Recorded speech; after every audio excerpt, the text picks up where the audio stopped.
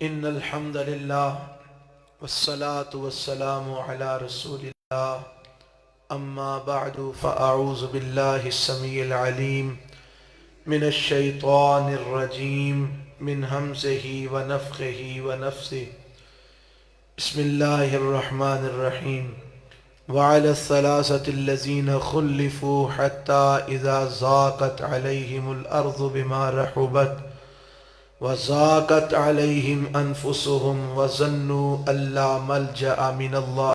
صحابہ نے تیاری کی اور آپ ان صحابہ کو ساتھ لے کر تبوک کے لیے روانہ ہوئے، لیکن 3 صحابہ ایسے ہیں جو پکے ایمان والے بھی تھے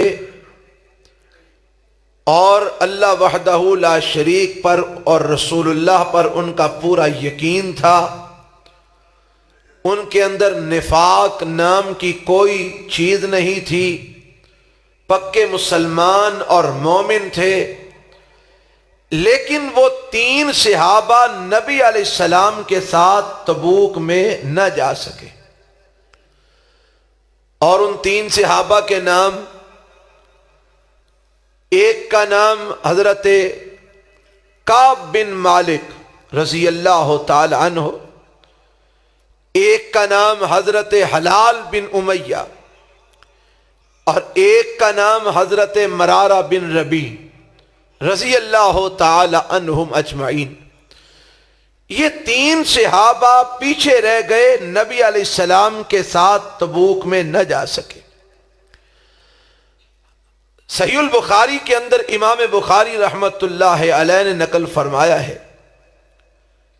حضرت کعب بن مالک رضی اللہ عنہ اپنا واقعہ خود بیان کرتے ہیں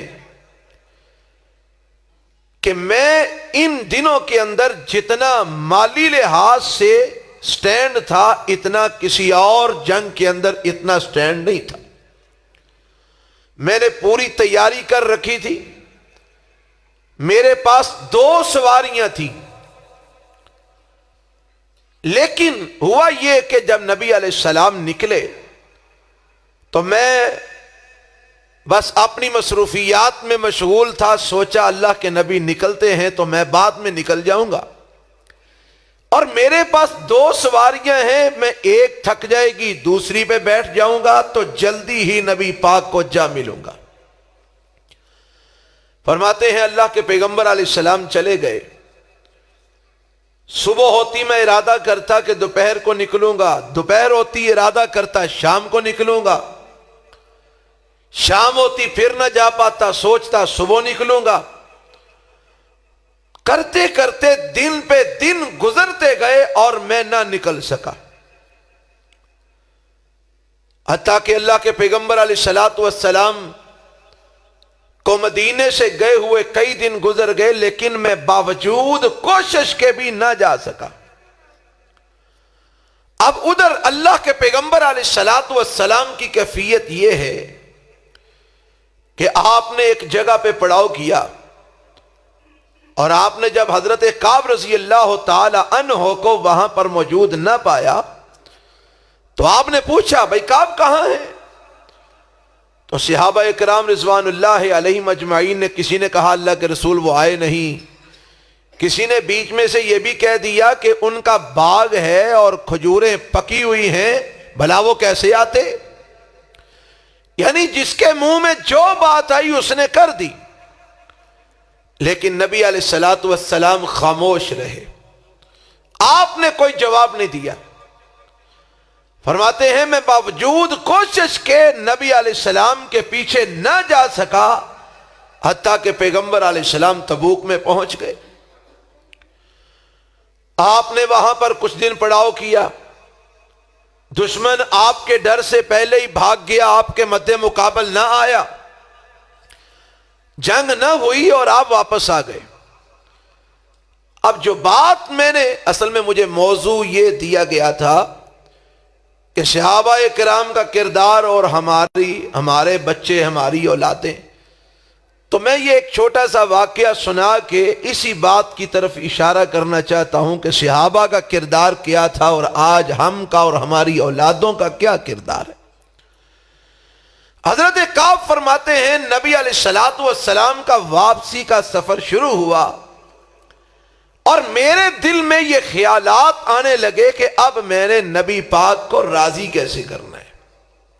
یہ تو مجھے سوجھ گئی کہ نبی پاک ظاہر بات ہے ناراض ہوں گے، کیونکہ پیغمبر علیہ الصلوۃ والسلام کے یہ قریبی ساتھیوں میں سے تھے اور بڑا پیار تھا، بڑی محبت تھی، اور جس کے ساتھ محبت جتنی زیادہ ہوتی ہے، جب وہ بندہ آپ کے مزاج کے خلاف کوئی بات یا کام کرتا ہے تو اس کی تکلیف بھی زیادہ ہوتی ہے۔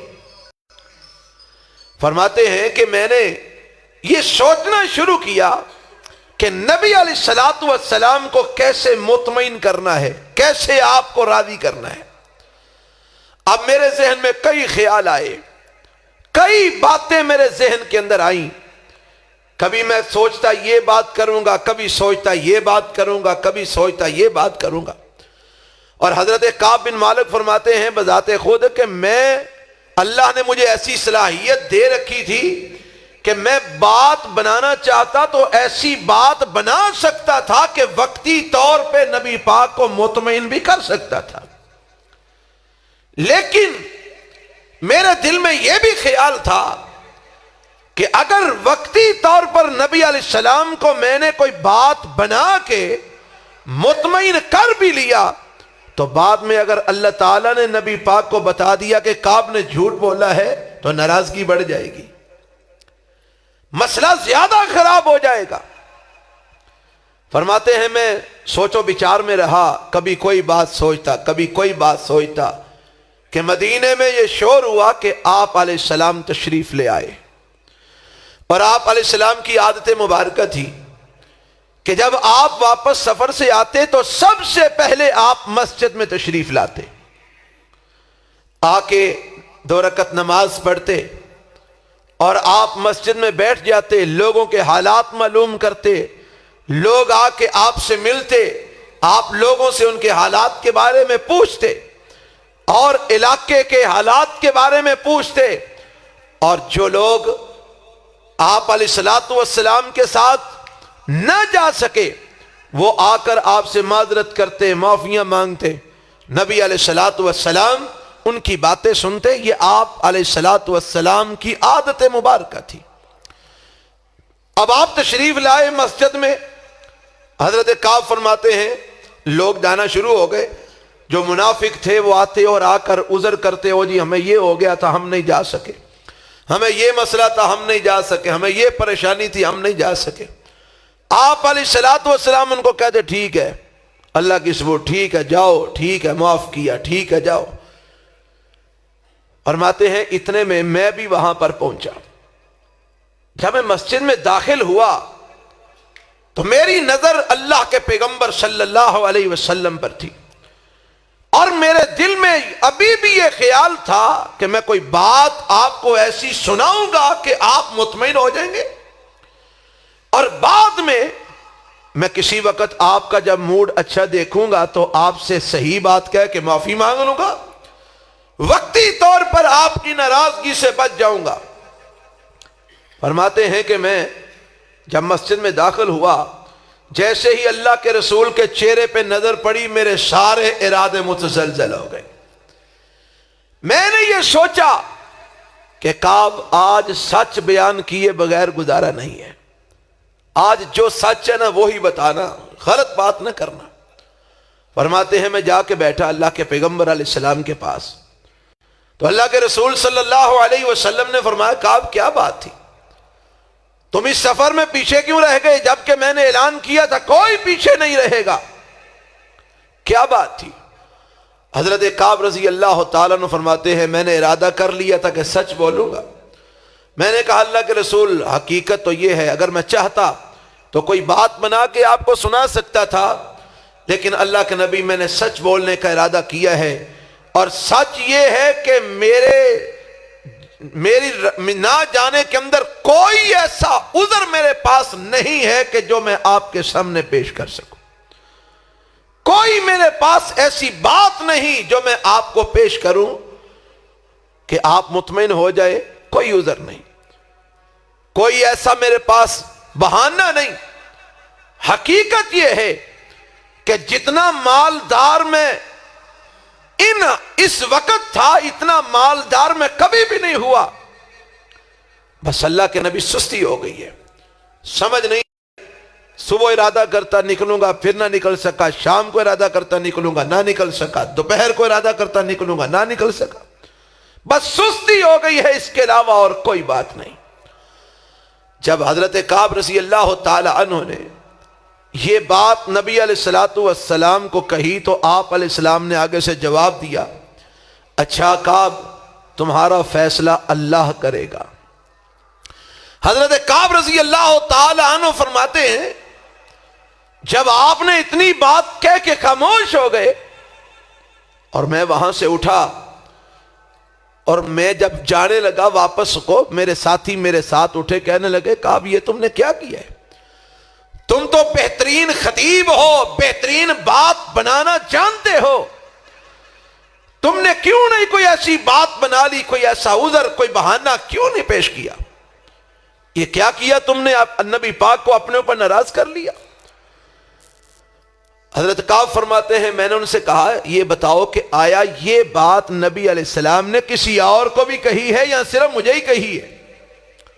انہوں نے کہا 2 آدمی اور بھی ہیں جن کو یہ بات کہی گئی ہے کہ تمہارا فیصلہ کون کرے گا؟ اللہ کرے گا. کون کون سے؟ ایک حضرت حلال بن امیہ, ایک حضرت مرارہ بن ربی. حضرت کعب فرماتے ہیں میں یہ بات سن کے میں نے کہا چلو اللہ خیر کرے. میں وہاں سے واپس نکلا. جب میں وہاں سے نکلا تو پیچھے سے پیغمبر علیہ السلام نے اعلان کر دیا کہ ان تینوں لوگوں کے ساتھ بائیکاٹ کر دو, کوئی بندہ ان سے کلام نہیں کرے گا. حضرت کعب رضی اللہ تعالیٰ عنہ فرماتے ہیں جب یہ اعلان ہوا کہ کوئی بندہ ہم سے کلام نہیں کرے گا, اب کیفیت یہ تھی ہم بازار میں آتے تو ہم سے کوئی بندہ بات ہی نہ کرتا, مسجد میں آتے کوئی بندہ ہم سے بات ہی نہ کرتا, گلی محلے میں نکلتے کوئی بندہ ہم سے بات ہی نہ کرتا. میں مسجد میں آتا تو میں آ کے اللہ کے پیغمبر صلی اللہ علیہ وسلم کے پاس نماز شروع کرتا اور میں کوشش یہ کرتا کہ اللہ کے پیغمبر علیہ السلام میری طرف دیکھیں. جب میں نماز پڑھ رہا ہوتا تو اللہ کے پیغمبر مجھے دیکھتے رہتے. محبت تھی نا, پیار تھا نا, ساتھی تھا, جان نثار تھا, آپ مجھے دیکھتے رہتے. لیکن جب میں سلام پھیر کے اللہ کے نبی کی طرف متوجہ ہوتا تو آپ اپنا رخ پھیر لیتے, آپ اپنا چہرہ پھیر لیتے. فرماتے ہیں مجھے اس بات سے بڑا غم ہوتا اور بڑا مجھے دکھ ہوتا کہ اللہ کے پیغمبر علیہ السلام جب میں آپ کی طرف دیکھتا ہوں تو آپ اپنا چہرہ پھیر لیتے ہیں. فرماتے ہیں دن گزرتے جا رہے ہیں اور ہماری کیفیت یہ ہے کہ اب ہم سے کوئی بھی بندہ بات کرنے کو تیار نہیں. فرماتے ہیں ایک دن میں اپنے گھر کی چھت کو پھلانگ کے اپنے ساتھ والے گھر جو کہ میرے چچا کے گھر تھا, میں ان کے گھر کی چھت پہ چلا گیا. وہاں پر میرے چچا کے بیٹے بیٹھے ہوئے تھے. میں نے ان کو جا کے سلام کیا, انہوں نے مجھے جواب نہ دیا. میں نے ان سے کہا بھائی تم تو میرے بچپن کے دوست بھی ہو, ساتھی بھی ہو, کم از کم تم تو مجھ سے بات کرو. انہوں نے کہہ دیا اللہ جانے اور اس کا رسول جانے, ہم تم سے بات نہیں کریں گے. حضرات یہاں پر ایک بہت سبق والی بات ہے جو اللہ کے رسول صلی اللہ علیہ وسلم کے صحابہ کے اس واقعے میں سے ہم کو سمجھ آ رہی ہے. اگر ہم کو سمجھنا چاہیں وہ کیا سمجھ آ رہی ہے کہ اطاعت رسول صلی اللہ علیہ وسلم. اہلا وسہلا مرحبا, اہلا وسہلا.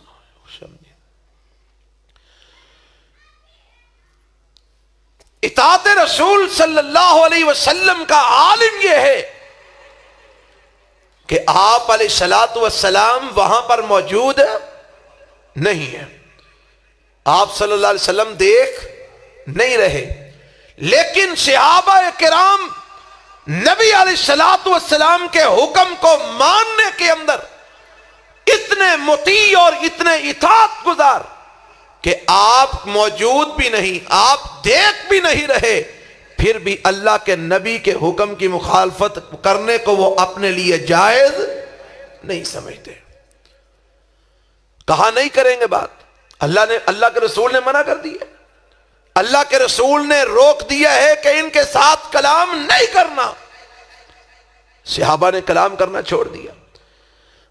آج ہم اپنا کردار دیکھیں، ہمارے اندر کیا ایسی اطاعت گزاری ہے، کیا ایسی فرما برداری ہے، کیا ہم اللہ کے پیغمبر علیہ الصلوۃ والسلام کے حکم کو اس طرح مان سکتے ہیں جس طرح صحابہ نے مانا،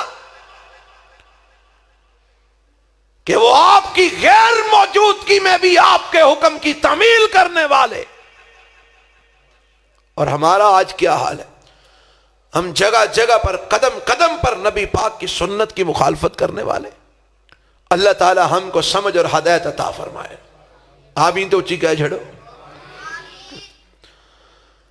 نبی علیہ الصلوۃ والسلام کے اس حکم کے بعد حضرت کعب فرماتے ہیں، ایک دن میں بازار میں گزر رہا تھا کہ ایک بندہ جو اجمیوں کے لباس میں تھا، ایسے لگتا تھا جیسے وہ کسی ملک کا سفیر ہوتا ہے، وہ کہتا پھر رہا ہے، مجھے کعب کے بارے میں بتاؤ، کعب کہاں ہے؟ لوگوں نے کہا وہ جو آ رہے نا وہ کعب ہے۔ وہ بندہ میرے پاس آیا، آ کر کہنے لگا تم کعب ہو؟ کہا میں کعب ہوں۔ کہا میں فلاں ملک کے بادشاہ کا سفیر ہوں، میں وہاں سے آیا ہوں، اس نے تمہارے نام ایک خط لکھا ہے، وہ خط میں تمہیں دینا چاہتا ہوں۔ حضرت کعب فرماتے اس نے خط مجھے پکڑایا، میں نے اس کو کھول کے پڑھا تو جیسے ہی میں خط پڑھتا گیا میرے پاؤں سے زمین نکلتی گئی، میرے رونگٹے کھڑے ہو گئے۔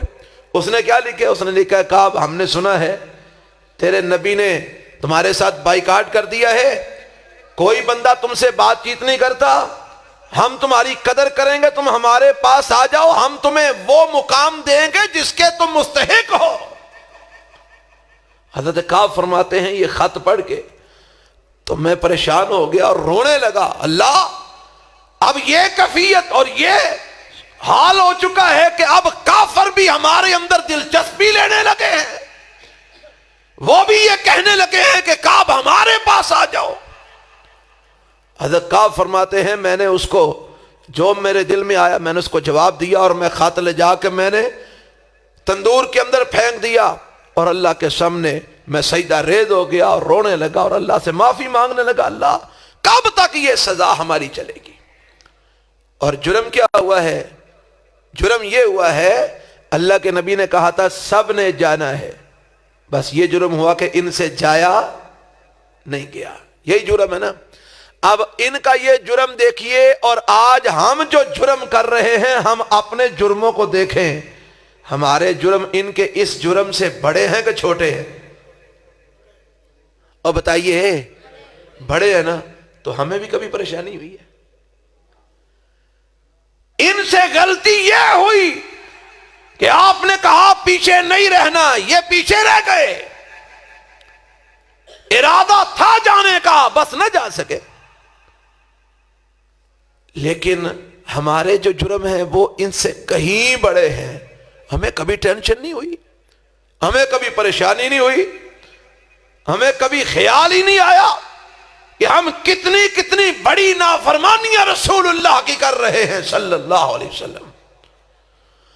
حضرت کعب فرماتے ہیں اس بات کو 40 دن گزر گئے۔ کتنے دن بولے جی؟ تو آڈے نا جو 40 دن ٹونی کے دے بندے نہ بولن تے تسی کی کرو گے؟ تسی ٹونی کے چھڑ کے نس جاؤ گے؟ 20 لاکھ دا مکان 10 لاکھ دے کے ٹر جاؤ گے؟ پر حضرات صحابہ اکرام رضوان اللہ علیہم اجمعین کی استقامت دیکھیے، ان کا ایمان دیکھیے۔ 40 دن گزر گئے اور انتظار میں ہیں کہ اللہ کب توبہ قبول کرتا ہے اور کب اللہ کے نبی ہمارے ساتھ خوش ہوتے ہیں۔ 40 دن کے بعد ایک اور آرڈر آ گیا، اور وہ آرڈر کیا ہے؟ وہ آرڈر یہ ہے کہ ان کی بیویوں کو حکم دیا گیا کہ تم بھی ان کو چھوڑ دو۔ حضرت حلال بن امیہ حضرت مرارہ بن ربیع رضی اللہ تعالی عنہما ان دونوں کی بیویاں نبی پاک کے پاس آئیں، کہنے لگیں اللہ کے نبی جب سے آپ نے حکم دیا ہے نا تب سے ان دونوں بزرگوں کا سارا دن اور ساری رات رونے کے علاوہ اور کام ہی کوئی نہیں ہے۔ یہ روتے رہتے ہیں، نماز پڑھتے ہیں روتے ہیں، کھانا بھول گیا ان کو، نہ کھانے کی ہوش نہ پینے کی ہوش، ہر وقت روتے رہتے ہیں۔ تو اللہ کے نبی اگر ہم بھی ان کو چھوڑ کے چلی گئی ان کا خیال کون رکھے گا؟ یہ تو مر جائیں گے روتے روتے۔ نبی علیہ السلام نے فرمایا ٹھیک ہے تم ان کو چھوڑ کے نہ جاؤ، لیکن ان کے ساتھ تم نے ایک فاصلہ رکھنا ہے، ان کی خدمت کرو لیکن حق زوجیت ادا نہیں کرنا۔ وہ کہنے لگے جی حق زوجیت ادا کرنے والا تو مسئلہ ہی کوئی نہیں، ان کے تو رونے کے علاوہ کام ہی کوئی نہیں، حق زوجیت کس نے ادا کرنا ہے؟ فرمایا ٹھیک ہے تم ان کی خدمت کرو۔ حضرت کعب رضی اللہ عنہ کی بیوی کہنے لگی ان دونوں بزرگوں کی بیویوں نے اللہ کے پیغمبر صلی اللہ علیہ وسلم سے سفارش کروا کے تو رخصت لے لی ہے، چھوٹ لے لی ہے، تو اگر آپ بھی اللہ کے نبی صلی اللہ علیہ وسلم کے بارے میں مجھے کہو تو میں آپ کے پاس جا کر میں بھی آپ کے بارے میں رخصت لے لوں، میں بھی چھوٹ لے لوں، چلو کو روٹی پانی تو آپ کا چلتا رہے گا۔ حضرت کعب فرماتے ہیں میں نے اپنی بیوی سے کہا وہ دونوں بزرگ ہیں، میں جوان ہوں، اللہ کے نبی کا حکم ہے کہ بیویوں کو چھوڑ دو، لہذا تم جاؤ، اگر اللہ کے نبی نے کہا تو تمہیں لے آؤں گا، نہ کہا تو نہیں لاؤں گا، جاؤ اپنی ماں کے گھر چلی جاؤ، میں رخصت نہیں لوں گا۔ وہ بیوی چھوڑ کے چلی گئی۔ حضرت کعب فرماتے رضی اللہ تعالیٰ عنہ کہ اب ایک ہی کام ہے، دن بھی روتے گزرتا ہے، رات بھی روتے ہوئے گزرتی ہے، اور 50 دن ہو گئے۔ کتنے دن؟ 50 دن۔ فرماتے ہیں اب تو اخیر ہو گئی، ایک دن فجر کی نماز کے وقت میں نماز پڑھ رہا ہوں اپنے گھر کی چھت کے اوپر، اور رو رو کے اللہ سے معافی مانگ رہا ہوں، رو رو کے اللہ سے توبہ کر رہا ہوں۔ اتنے میں ایک بندے نے آواز دی، پہاڑ پہ چڑھ کے اس نے کہا کعب مبارک ہو، اللہ نے تمہاری توبہ کو قبول فرما لیا ہے۔ اللہ نے آیات اتاری وَعَلَى الثَّلَاثَةِ الَّذِينَ خُلِّفُوا حَتَّى إِذَا ضَاقَتْ عَلَيْهِمُ الْأَرْضُ بِمَا رَحُبَتْ وَضَاقَتْ عَلَيْهِمْ أَنفُسُهُمْ وَظَنُّوا أَن لَّا مَلْجَأَ مِنَ اللَّهِ إِلَّا إِلَيْهِ ثُمَّ تَابَ عَلَيْهِمْ لِيَتُوبُوا إِنَّ اللَّهَ هُوَ التَّوَّابُ الرَّحِيمُ۔ اللہ نے توبہ قبول فرما لیا۔ حضرت کعب فرماتے ہیں ایک بندہ میرے دروازے پہ آیا، اس نے آگے کہا کعب مبارک ہو، اللہ نے توبہ قبول کر لی ہے اور نبی پاک بلا رہے ہیں۔ حضرت کعب رضی اللہ تعالیٰ عنہ فرماتے ہیں میں نے خوشی کے اندر جو کپڑے پہنے ہوئے تھے نا وہ اتار کے اس کو دے دیے، اور میں نے اپنے ہمسایوں سے ادھار کپڑے مانگ کے پہن کے اللہ کے نبی کے پاس حاضر ہوا، اور آ کر میں نے اللہ کے پیغمبر سے ملاقات کی، اللہ کے نبی مسکرا رہے ہیں، میں آپ کے پاس حاضر ہوا، آپ نے فرمایا کعب مبارک ہو، اللہ نے تمہاری توبہ قبول فرما لی ہے۔ حضرت کعب رضی اللہ عنہ فرماتے ہیں اللہ کے رسول جس مال کی وجہ سے مجھے اتنی پریشانی اٹھانی پڑی آپ گواہ ہو جائیے، میں نے وہ مال سارا اللہ کی راہ میں وقف کر دیا۔ حضرات اس آیت کے آگے اللہ تعالیٰ نے ایک بات کہی ہے، یا ایھا الذین آمنوا اتقوا اللہ وَكُونُوا مَعَ الصَّادِقِينَ۔ حضرت کعب رضی اللہ عنہ نے اتنی تکلیف برداشت کی، اتنی پریشانی اٹھائی، لیکن اللہ کے نبی کے سامنے جھوٹ بولنا گوارا نہ کیا۔ اللہ فرماتا ہے ایمان والو اللہ سے ڈر جاؤ اور سچوں کا ساتھ دو۔ کیا مطلب؟ کہ کعب نے بھی سچ بولا، تم بھی سچ بولنے والے بن جاؤ۔ حضرات اس واقعے سے جہاں اور بڑے سارے سبق ہمیں ملتے ہیں، وہاں پر آج یہ بھی سبق ہمیں ملتا ہے کہ ہم اپنے نوجوانوں اور اپنی اولادوں کی یہ تربیت کریں کہ صحابہ کرام ہمیشہ سچ بولنے والے تھے، ہمیں بھی ہمیشہ کیا کرنا چاہیے؟ اونچی بولیے، سچ بولنا چاہیے۔ ہمیں اپنے بچوں کی یہ تربیت کرنی چاہیے، ہمیں اپنے جوانوں کی یہ تربیت کرنی چاہیے کہ وقتی طور پر سزا سے بچنے کے لیے جھوٹ نہ بولیں، وقتی طور پر शर्मिंदगी से बचने के लिए झूठ ना बोलें, वक्ती तौर पर किसी किस्म की परेशानी से बचने के लिए झूठ ना बोलें। अगर झूठ बोलेंगे तो उस झूठ को छुपाने के लिए फिर हमें झूठ पर झूठ बोलना पड़ेंगे और हम सच से दूर होते जाएंगे। और अगर हम पहली ही मर्तबा सच बोल देंगे, झूठ ना बोलेंगे, तो इंशाअल्लाह अल्लाह सच की बरकत से हमारे लिए आसानियां पैदा फरमा देंगे, हमारी निजात का जरिया बना देंगे। जिस तरह के हजरत काब रजी अल्लाह ताला अन्हु ने अल्लाह के नबी के सामने जाके क्या बोला? बोलिए, उची बोलो यार, सच बोला। अगे खाकी साहब कलब कलब के टोर करें तो बोल दे नहीं, बोलिया करो। हजरत काब ने क्या बोला? सच बोला। और अल्लाह ने सच की बरकत से उनको कितनी अजमत दी कि आज तक कुरान में वो आयात पढ़ी जा रही हैं, क़यामत तक पढ़ी जाती रहेगी और उनकी अजमत और शान बुलंद होती रहेगी। तो इससे हमें ये सबक मिलता है, हम अपने जवानों को, अपने बच्चों को उनका ये किरदार बनाएं कि हमेशा हमने इंशाअल्लाह सच बोलना है। सच की बरकत से दुनिया भी कामयाब होगी, हमारी आखिरत भी कामयाब होगी।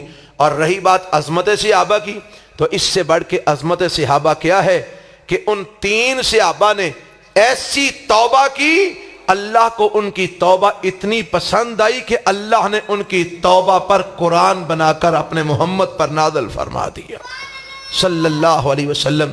अल्लाह मुझे और आपको सहाबा इकराम की ज़िंदगियों से सबक हासिल करके अपनी ज़िंदगियाँ इस तरह की बनाने की तौफीक अता फरमाए। सुब्हान रब्बिक रब्बिल इज़्ज़ति अम्मा यसिफून व सलामुन अलल मुरसलीन।